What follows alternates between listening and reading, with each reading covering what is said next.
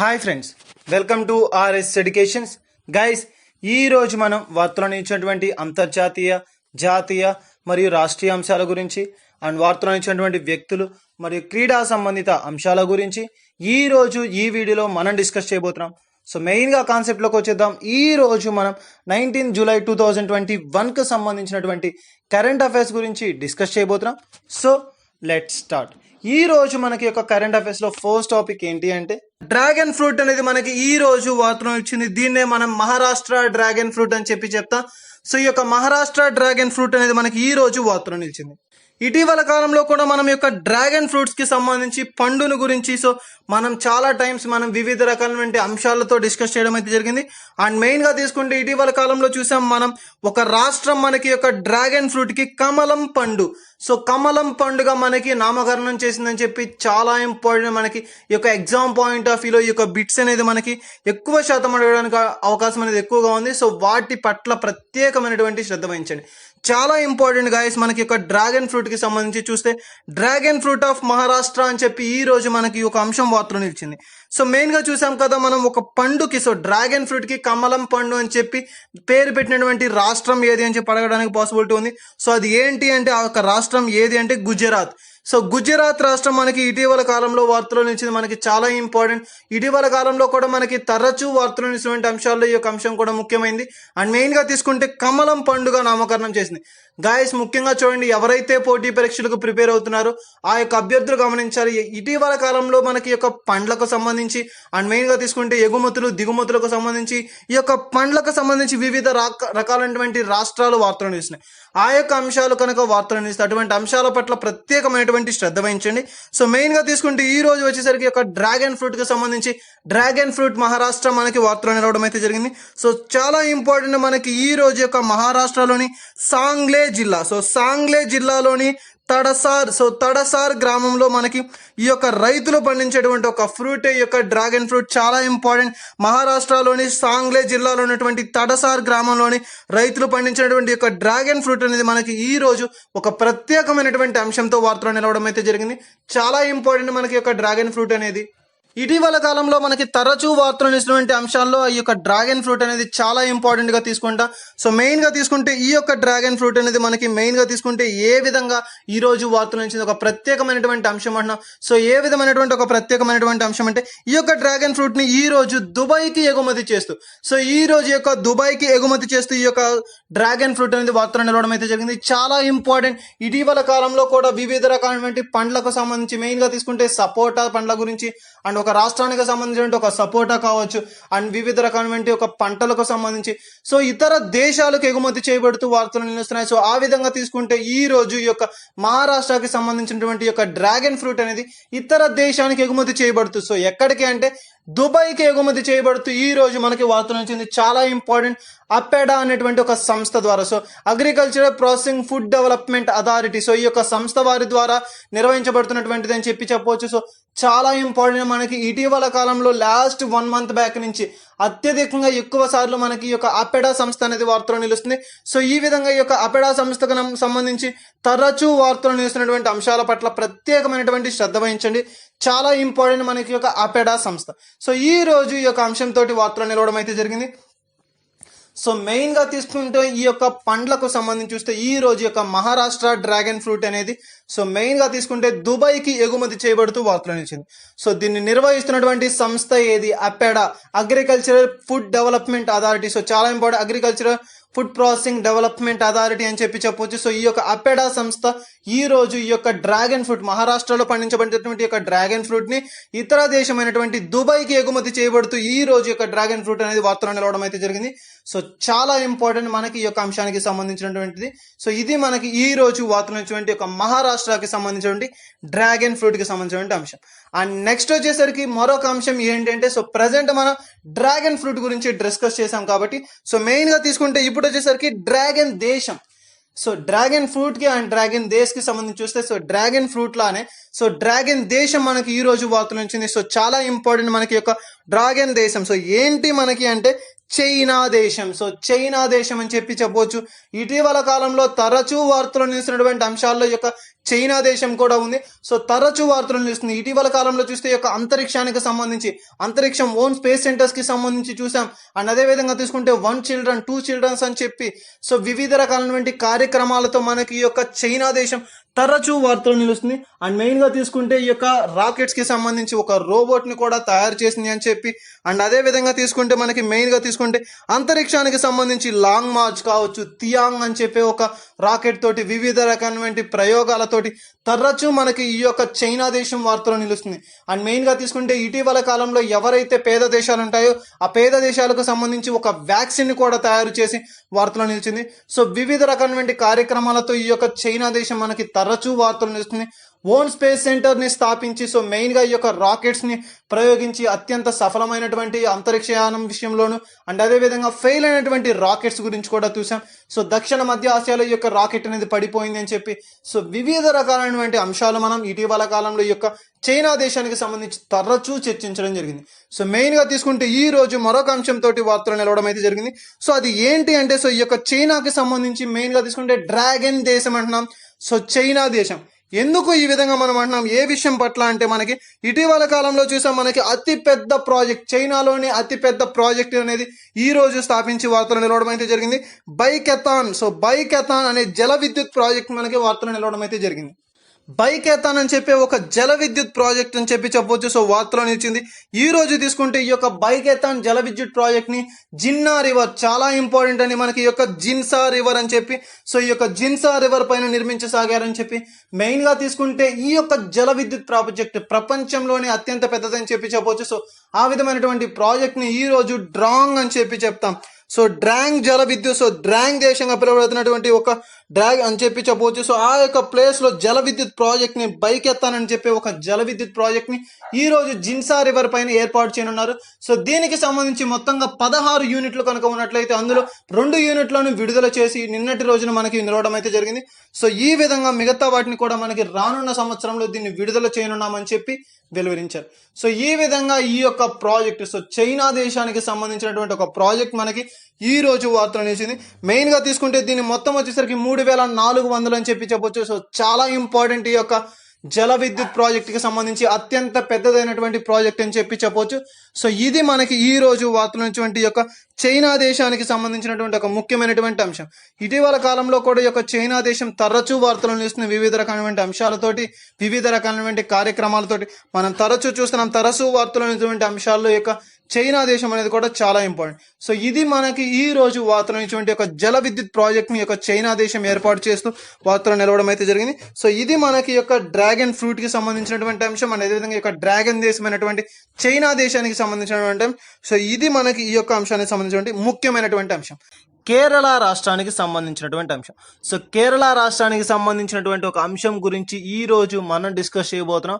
So చాలా important, మనకి ఇటీవల కాలంలో తరచూ వార్తలను ఇస్తున్నటువంటి అంశాల్లో అతి ముఖ్యమైన అంశం ఏది అంటే కేరళ రాష్ట్రం. సో ఆ యొక్క కేరళ రాష్ట్రానికి సంబంధించి ఈ రోజు మరొక అంశంతో వార్తలు నిలవడం అయితే జరిగింది. అది ఏంటి అంటే వృద్ధులకు సంబంధించినటువంటి ఒక వృద్ధాప్య సంరక్షణకు సంబంధించినటువంటి ఒక ఇంపార్టెంట్ ప్రోగ్రామ్ మనకి ఈ రోజు వార్తలు నిలిచింది. ఇటీవల కాలంలో కూడా వివిధ రకాలైనటువంటి కార్యక్రమాల ద్వారా, వివిధ రకాలైనటువంటి కార్యక్రమాలతోటి ఈ యొక్క కేరళ రాష్ట్రం వార్తలు నిలుస్తుంది.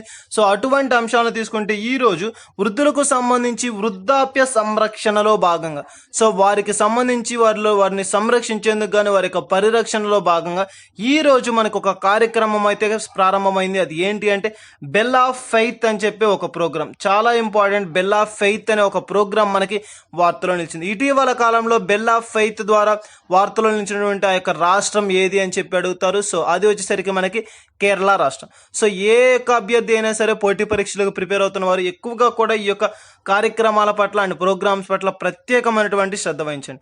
అవి ఏ విధంగా అడుగుతున్నారు అండ్ ఎక్కడి నుంచి అడుగుతున్నారు, ఏ యొక్క రంగానికి సంబంధించి, సో ఇటువంటి అంశాల పట్ల ప్రత్యేకమైనటువంటి శ్రద్ధ వహించండి. సో మెయిన్ గా తీసుకుంటే కాన్సెప్ట్లోకి వచ్చేస్తే కేరళ రాష్ట్రం. సో కేరళ రాష్ట్రానికి సంబంధించి బెల్ ఆఫ్ ఫెయిత్ అని చెప్పి ఒక ప్రోగ్రామ్ మనకి ఈ రోజు వార్తలో నిలిచిందని చెప్పవచ్చు. ఏదైతే మనకి ఇటీవల కాలంలో గ్రామీణ ప్రాంతాల్లో నివసించే వృద్ధులకు సంరక్షించేందుకు గాను ఒంటరిగా నివసిస్తూ ఉంటారు, లేదా వారు వృద్ధులు కాబట్టి వారికంటూ కొన్ని కనీస అవసరాలు అనేది ఉంటూ ఉంటాయి. సో ఒంటరిగా జీవితాన్ని గడిపేటువంటి వృద్ధులను సంరక్షించేందుకు గాను ఒక చట్టం ఉంది. సో ఆ చట్టానికి అనుగుణంగా తయారు చేసినటువంటి ఒక కార్యక్రమం మనకి ఈ యొక్క బెల్ ఆఫ్ ఫెయిత్ అని చెప్పే ప్రోగ్రామ్. సో ఈ యొక్క బెల్ ఆఫ్ ఫెయిత్ ప్రోగ్రామ్ యొక్క ముఖ్య ఉద్దేశం ఏంటి అంటే గ్రామీణ ప్రాంతాల్లో నివసించేటువంటి వృద్ధులను సంరక్షించేందుకు గాను వారి కొరకు ఏర్పాటు చేయబడినటువంటి ఒక ప్రోగ్రామ్ మనకి ఈ రోజు ఇది మనకి దీనిని ఎవరు ప్రారంభించారు అంటే ఆ యొక్క ప్రభుత్వం అనేది ప్రారంభించడం అయితే జరిగింది. సో ఎవరైతే వృద్ధులు ఒంటరిగా నివసిస్తూ ఉంటారో అండ్ వారిని సంరక్షించేందుకు గాను వారి యొక్క హోమ్స్లో మనకి రిమోట్ అలారమ్స్ని బిగించడం అయితే జరిగింది. చాలా ఇంపార్టెంట్. ఇటీవల కాలంలో ఇప్పటి వరకు కూడా మనకి ప్రపంచంలోనే లేనటువంటి మనకి ఒక వినూత్నమైన కార్యక్రమం అని చెప్పవచ్చు. సో వృద్ధుల కొరకు ఏర్పాటు చేసినటువంటి ఒక కార్యక్రమం మనకి బెల్ ఆఫ్ ఫెయిత్ అని చెప్పి ఒక కార్యక్రమాన్ని రిమోట్ అలారం ద్వారా ఈ రోజు వారు మనకి ఒక ప్రభుత్వం అనే వారు బిగించడం అయితే జరిగింది. సో ఎవరు దీనిని నిర్వహిస్తున్నారు అండ్ దీన్ని నిర్వహించేటువంటి వారు ఎవరు అంటే పోలీస్ శాఖ. సో కేరళ పోలీస్ శాఖ వారు దీనిని నిర్వహిస్తున్నారు. అండ్ మెయిన్గా తీసుకుంటే వీరిని సంరక్షించేందుకు గాను బెల్ ఆఫ్ ఫెయిత్ అని చెప్పి ఒక ప్రోగ్రామ్ని ఆరంభించి వార్తలు ఇచ్చారు. కేరళ రాష్ట్రం మనకి తరచూ ఇటీవల కాలంలో వార్తలో నిలుస్తుంది. ఏ అంశాల పట్ల అంటే మనకి సోలార్ ట్రైన్స్కి సంబంధించి కావచ్చు అండ్ వివిధ రకాలైన కార్యక్రమాలకు సంబంధించి కావచ్చు అండ్ మెయిన్గా ఈ యొక్క కరోనా కాలంలో వివిధ రకాలైనటువంటి వ్యాక్సిన్స్కి సంబంధించి అండ్ రకరకాల యాప్స్కి సంబంధించి సో వివిధ రకాలైనటువంటి అంశాలతో మనకి తరచూ వార్తలు నిలుస్తున్నటువంటి ఒక అంశం మనకి ఈ యొక్క కేరళ రాష్ట్రం. సో ఆ విధంగా తీసుకుంటే ఈ రోజు మనకి మరొక అంశంతో నిలవడం జరిగింది. అది ఏంటి అంటే bell of faith. So bell of faith ఎవరైతే వృద్ధులు ఒంటరిగా వారి యొక్క జీవనాన్ని గడుపుతున్నారో గ్రామీణ ప్రాంతాల్లో సో వారికి అంటూ కొన్ని అవసరాలు ఉంటాయి అండ్ అనారోగ్య సమస్యలు ఉంటాయి. సో వారు అటువంటి వారు మనకి అంటే దాన్ని ఎక్స్ప్రెస్ చేసేవారు కానీ ఆ యొక్క అర్ధరాత్రి సమయంలో లేదంటే ఏదైనా ఇబ్బందికరమైన పరిస్థితి వస్తే దాన్ని వారు ఫేస్ చేయలేకపోవచ్చు. సో అటువంటి సమయంలో ఈ యొక్క బెల్ ఆఫ్ ఫెయిత్ అని చెప్పే ఒక అంశం వారికి ఉపయోగకరంగా ఉంటుంది అని చెప్పే ఉద్దేశంతో అండ్ వారిని సంరక్షించేందుకు గాను ఒంటరిగా నివసించేటువంటి వృద్ధులను పరిరక్షించేందుకు గాను వారి యొక్క రక్షణ నిమిత్తమై ఏర్పాటు చేసినటువంటి ఒక కార్యక్రమమే మనకి ఈ యొక్క బెల్ ఆఫ్ ఫెయిత్. దీనిని నిర్వహించే వారు ఎవరు అంటే కేరళ రాష్ట్ర పోలీస్ శాఖ వారు. అండ్ దీని కొరకు ఏర్పాటు చేసిన ఏంటి అంటే వారి యొక్క హోమ్స్ లో మనకి యొక్క రిమోట్ అలారమ్స్ ని పెట్టడం అయితే జరిగింది. చాలా ఇంపార్టెంట్. రిమోట్ అలారమ్స్ ద్వారా కేరళ ఏ రాష్ట్రం మనకి ఈ యొక్క వృద్ధుల సంరక్షణ చట్టాన్ని ఏర్పాటు చేశారు అంటే కేరళ రాష్ట్రం. అండ్ దాన్ని నిర్వహించినటువంటి వారు ఎవరు అంటే ఆ యొక్క కేరళ రాష్ట్ర పోలీస్ శాఖ ఆధ్వర్యంలో దీనిని నిర్వహించడం అయితే జరిగింది. సో ఇటువంటి అంశాలు వచ్చినప్పుడు ప్రత్యేకమైనటువంటి శ్రద్ధ వహించండి. ముఖ్యంగా తీసుకుంటే ఇటువంటి యొక్క వృద్ధులకు సంబంధించి కావచ్చు అండ్ ఎవరైతే యొక్క పర్సన్స్కి సంబంధించి నూతనమైన కార్యక్రమాలు ప్రవేశపెడుతున్నారో అండ్ ఆ రాష్ట్రాల్లో ఉన్నటువంటి ఏ యొక్క శాఖ ఆధ్వర్యంలో లేదా ఎవరి ఆధ్వర్యంలో దీనిని నిర్వహిస్తున్నారు. సో ఇటువంటి అంశాల పట్ల ప్రత్యేకమైనటువంటి శ్రద్ధ వహించారు. సో ఇది మనకి ఈ రోజు వార్తలను ఇచ్చినటువంటి కేరళ రాష్ట్రానికి సంబంధించినటువంటి అంశం. అండ్ నెక్స్ట్ వచ్చేసరికి ఈ రోజు వార్తలను ఇచ్చినటువంటి మరొక అంశం ఏది అంటే village rice. So village rice మనకి వార్తలో నిలిచింది. ఇటీవల కాలంలో మనకి వివిధ రకాలైనటువంటి అంశాల పట్ల తరచూ మనకి వార్తలో నిలుస్తున్నటువంటి అంశాలు తీసుకుంటే రెడ్ రైస్ అని చెప్పాం మనకి. అదే విధంగా తీసుకుంటే అండ్ మెయిన్గా రెడ్ రైస్కి సంబంధించి ఇటీవల కాలంలో వివిధ రకాలైనటువంటి అంశాలతో ప్రతిరోజు మనకి తరచూ వార్తలు నిలుస్తుంది. లాస్ట్ వీక్లో కూడా మనకి యొక్క రెడ్ రైస్కి సంబంధించి వార్తల్లో చూసాం.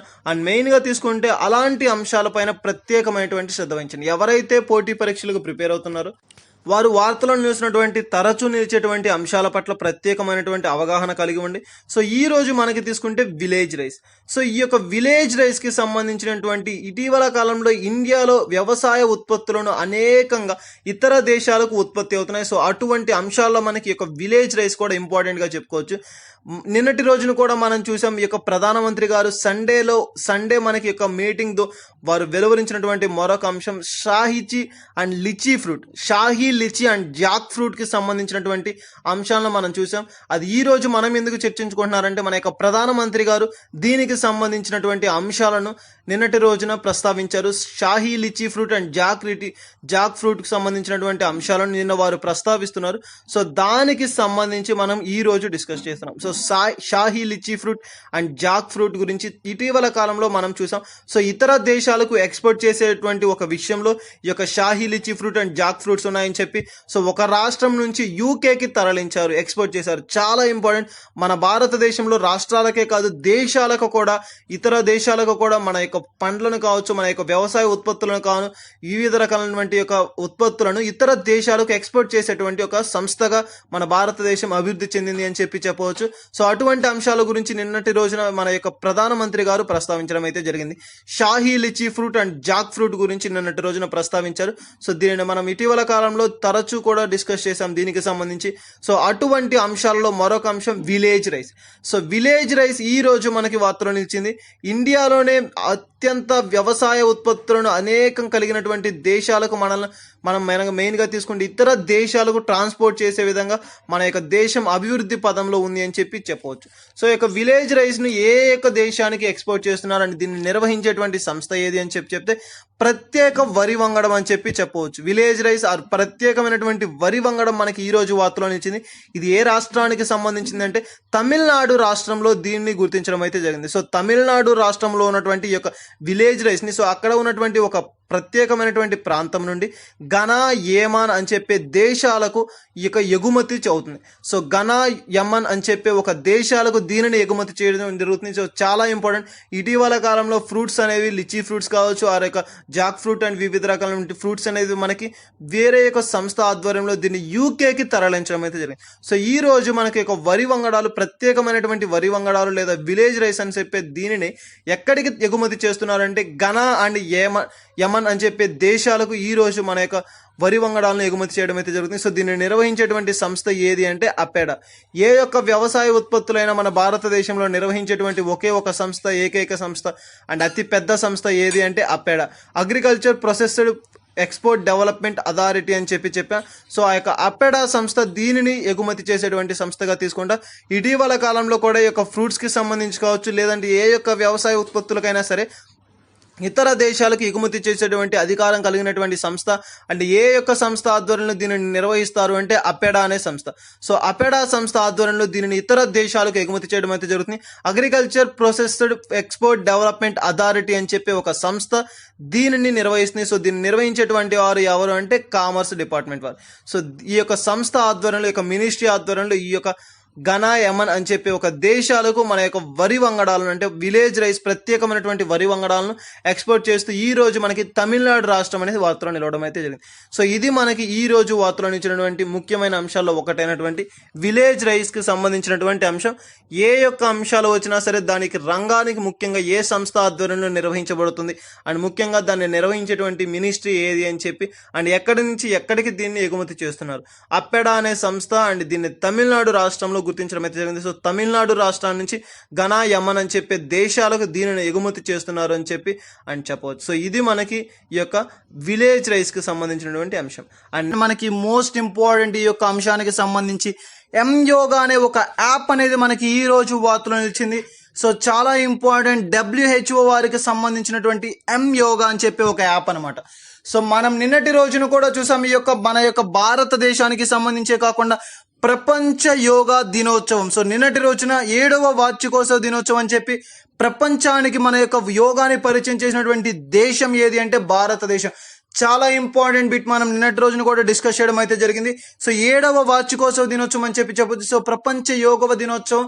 సో ఆ యొక్క యోగా దినోత్సవానికి సంబంధించి యోగాను దేశాలకు పరిచయం చేసిన దేశం ఏది అంటే ప్రపంచానికి పరిచయం చేసిన దేశం మన భారతదేశం. సో ఆ విధంగా తీసుకుంటే ఈ రోజు మన యొక్క భారతదేశానికి సంబంధించి నిన్నటి రోజున మన యొక్క ప్రధానమంత్రి గారు ప్రసంగిస్తూ సో ఈ యొక్క యాప్ని విడుదల చేస్తూ వార్తలు ఇచ్చారు. చాలా ఇంపార్టెంట్ మనకి యోగా యాప్. WHO సంబంధించినటువంటి యోగా యాప్ అని చెప్తాం. ఇటీవల కాలంలో కూడా మనకి యోగా అని చెప్పి ఒక యాప్ ఉంది. కానీ ఇది మనకి టోటల్గా మనకి ఈ యొక్క సంబంధం అంటే ఒక చాలా ఇంపార్టెంట్ అని చెప్పొచ్చు. సో ఈ యొక్క యోగా యాప్ WHO సంబంధించినటువంటి ఒక app. World health organisation and అదేవిధంగా నేషనల్ ఇన్స్టిట్యూట్ ఆఫ్ యోగా, చాలా ఇంపార్టెంట్, న్యూఢిల్లీ ప్రధాన కార్యాలయంగా పనిచేస్తున్నటువంటి యొక్క national institute of yoga and అదేవిధంగా మినిస్ట్రీ ఆఫ్ ఆయుష్.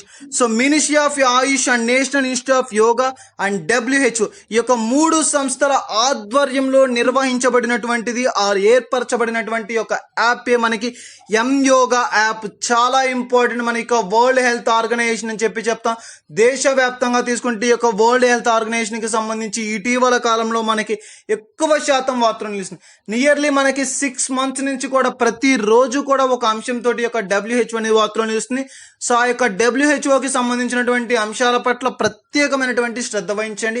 అండ్ వివిధ రకాలైనటువంటి కార్యక్రమాలు, వ్యాక్సినేషన్ పట్ల అండ్ స్కీమ్స్ పట్ల, ఈ యొక్క అంశాల పట్ల ప్రత్యేకమైనటువంటి శ్రద్ధ వహించండి. సో డబ్ల్యూహెచ్ఓ అనేది మనకి నిరంతరం తరచూ వార్తలు నిలిచినటువంటి అంశాలలో ఒక అంశం కనుక ఆ యొక్క డబ్ల్యూహెచ్ఓ పట్ల ప్రత్యేకమైనటువంటి శ్రద్ధ వహించండి. సో మెయిన్ గా తీసుకుంటే ఈ రోజు యొక్క ఎం యోగా యాప్, డబ్ల్యూహెచ్ఓ అండ్ అదేవిధంగా national institute of yoga and ministry of AYUSH, so ఈ యొక్క ముగ్గురు యొక్క 3 సంస్థల ఆధ్వర్యంలో నిర్వహించబడుతున్నటువంటి యొక్క ఎం యోగా యాప్ అనేది మనకి ఈ రోజు వార్తలు నిలిచింది. సో ఈ యొక్క యాప్ అనేది మనకి ఇకపైన త్వరలో మనకి వాడుకలోకి రానుంది. చాలా ఇంపార్టెంట్ యాప్ మనకి యోగాకి సంబంధించి. మినిస్ట్రీ ఆఫ్ ఆయుష్ అని చెప్పి చెప్తాం. చాలా మంచి మనకి ఇటీవల కాలంలో కూడా ఈ యొక్క మంత్రిత్వ శాఖకు సంబంధించి చాలా అంశాలు చూసాం. సో ఈ యొక్క మినిస్ట్రీ ఆఫ్ ఆయుష్ అని చెప్పి చెప్తాం. ఆయుర్వేదానికి సంబంధించినటువంటి యొక్క మంత్రిత్వ శాఖ అండ్ అదేవిధంగా ఈ యొక్క యాప్ ఎం యోగా యాప్ ని యొక్క డబ్ల్యూహెచ్ఓ అండ్ అదేవిధంగా national institute of yoga and ministry of Ayush వీరి యొక్క ఆధ్వర్యంలో నిర్వహించబడుతున్నటువంటి ఈ యొక్క యాప్ అనేది మనకి ఏ లాంగ్వేజ్ లోకి రానుంది. సో ఇంగ్లీష్, హిందీ అండ్ అదేవిధంగా ఫ్రెంచ్. సో ఇంగ్లీష్, హిందీ అనేది ప్రతి ఒక్కరికి కూడా వాడుకలో ఉన్నటువంటి భాష. అండ్ అదే విధంగా తీసుకుంటే ఫ్రెంచ్ చాలా important. National institute of yoga and ministry of Ayush అని చెప్పా. యుఎన్ఓ ఐక్యరాజ్య సమితికి సంబంధించినటువంటి ఏ అయినా సంస్థలు కనుక వార్తలు నిలిస్తే ఆ యొక్క అంశాల పట్ల అండ్ ముఖ్యంగా ఆ యొక్క అంశాలకు సంబంధించినటువంటి ప్రధాన కార్యాలయాల పట్ల ప్రత్యేకమైనటువంటి శ్రద్ధ వహించండి అని చెప్పాను. So New Delhi national institute of Yoga, so మనకి ఈ చాలా ఇంపార్టెంట్. ఇక న్యూఢిల్లీ ప్రధాన కార్యాలయంగా పనిచేస్తున్నటువంటి national institute of yoga and ఈ యొక్క సంస్థలు అంటే ఫ్రెంచ్ భాష అనేది మనకి ఐక్యరాజ్య సమితికి సంబంధించినటువంటి భాష. సో ఐక్యరాజ్య సమితి కూడా మనకి ఉంది కనుక సో ఆ యొక్క ఐక్యరాజ్య సమితికి సంబంధించినటువంటి అండ్ ఇంపార్టెంట్ భాష కాబట్టి మనకి ఈ యొక్క ఫ్రెంచ్ భాష. అండ్ ప్రతి ఒక్కరికి మనకి ఈ యొక్క భారతదేశానికి కాబట్టి లేదా ఇతర దేశాలకు కూడా మనకి ఈ యొక్క అంశం హిందీ అండ్ ఇంగ్లీష్ చాలా ఇంపార్టెంట్. సో ఆ యొక్క ఇంగ్లీష్ అనేది మనకి ఇంపార్టెంట్ థింగ్ కాబట్టి so English and Hindi language and UNO involvement కాబట్టి ఫ్రెంచ్. సో ఈ విధంగా ఈ యొక్క 4 భాష మనకి ఈ యొక్క 3 భాషలలో ఈ యొక్క యాప్ ని విడుదల చేయడం అయితే జరిగింది. సో ఈ యొక్క యాప్ అనేది మనకి చాలా ఇంపార్టెంట్. మనకి ఎం యోగా యాప్ అండి ముఖ్యంగా ప్రతి ఒక్క అభ్యర్థి గమనించాలి. పోటీ పరీక్షలకు ప్రిపేర్ అయ్యేవారు ఎవరైనా సరే ఈ యొక్క యాప్ కి సంబంధించి ఏ అంశాలు మనకు అడగడం జరుగుతుంది అంటే ఇటీవల కాలంలో ప్రవేశపెట్టినటువంటి యొక్క ఎం యోగా యాప్ అనేది ఏ యొక్క మంత్రిత్వ శాఖ ఆధ్వర్యంలో నిర్వహించబడుతుంది, మినిస్ట్రీ ఆఫ్ ఆయుష్. అండ్ దీన్ని నిర్వహించినటువంటి సంస్థలు ఏవి అంటే WHO World health organisation and national institute of Yoga. So ఈ యొక్క 2 సంస్థలు అండ్ అదే విధంగా మినిస్ట్రీ ఆఫ్ ఆయుష్ ఈ యొక్క 3 సంస్థల ఆధ్వర్యంలో నిర్వహించబడుతున్నటువంటి ఈ యొక్క యాపే మనకి ఎం యోగా యాప్. అండ్ అదే విధంగా ఈ యొక్క నేషనల్ ఇన్స్టిట్యూట్ ఆఫ్ యోగా యొక్క ప్రధాన కార్యాలయం చాలా ఇంపార్టెంట్ ఎక్కడ ఉంది అంటే న్యూఢిల్లీ. అండ్ దీన్ని ఏ భాషల్లోకి మనకి దీన్ని ప్రవేశపెట్టారంటే English, Hindi and French language లో ఈ 3 భాషల్లో మనకి ఈ యొక్క యాప్ ని విడుదల చేయడం అయితే జరిగింది. చాలా ఇంపార్టెంట్ మనకి ఈ యొక్క యాప్ కి సంబంధించినటువంటి అంశాలు అనేది. సో ఈ విధంగా మనకి యొక్క బిట్స్ అనేది ఈ యొక్క యాప్ కి సంబంధించి అడగడం అనేది జరిగింది. సో ఇది మనకి ఈ రోజు వార్తలు ఇచ్చినటువంటి ఎం యోగా యాప్ కి సంబంధించినటువంటి ఒక ముఖ్యమైనటువంటి అంశాలు. సో ఈ యొక్క అంశాల పట్ల ప్రత్యేకమైనటువంటి శ్రద్ధ వహించండి. అండ్ నెక్స్ట్ వచ్చేసరికి ఈ రోజు వార్తలు ఇచ్చినటువంటి మరొక ఇంపార్టెంట్ థింగ్ ఏంటి అంటే దివ్యాంగిత, చాలా ఇంపార్టెంట్ దివ్యాంగిత కేల్ కేంద్రాలు అని చెప్పి ఒక అంశం మనకి ఈ రోజు వార్తలు నిలిచింది. గైస్ ఇటీవల కాలంలో కూడా చూసాం మనకి ఈ యొక్క అంశానికి సంబంధించి మనకి 2 days బ్యాక్ కూడా ఈ యొక్క దివ్యాంగులకు సంబంధించినటువంటి ఒక చాలా ఇంపార్టెంట్ సెంటర్స్ ని 14 సెంటర్స్ ని మనం ఏర్పాటు చేయాలి అని చెప్పి ఒక మంత్రిత్వ శాఖ ఆధ్వర్యంలో ఇది నిర్వహించబడుతుంది అని చెప్పి మనం ఇటీవల కాలంలో కూడా డిస్కస్ చేయడం అయితే జరిగింది. సో ఆ విధంగా తీసుకుంటే ఈ రోజు మనకి మరొక అంశం వార్తలు నిలిచింది చాలా ఇంపార్టెంట్ మనకి దివ్యాంగిత కేల్ కేంద్రాలు. సో కేల్ అన్నాం. సో ఈ యొక్క మొత్తం ఈ యొక్క సెంటెన్స్ ని అబ్జర్వ్ చేస్తేనే మనకి ఆన్సర్ అనేది అర్థమవుతుంది. కేల్ ఆటలు. సో ఈ యొక్క దివ్యాంగులకు సంబంధించి సో వారికి కూడా మానసిక ఉత్సాహాన్ని పెంచేందుకు గాను ఆటలు అని చెప్పి ఒక అర్థం అని చెప్పి చెప్పవచ్చు. సో వాటికి సంబంధించి ఒక కేంద్రాలను సెంటర్స్ ని ఏర్పాటు చేయాలి అని చెప్పి ఈ రోజు ఒక మంత్రిత్వ శాఖ తీసుకున్నటువంటి నిర్ణయం మనకి వార్తలు ఇచ్చింది.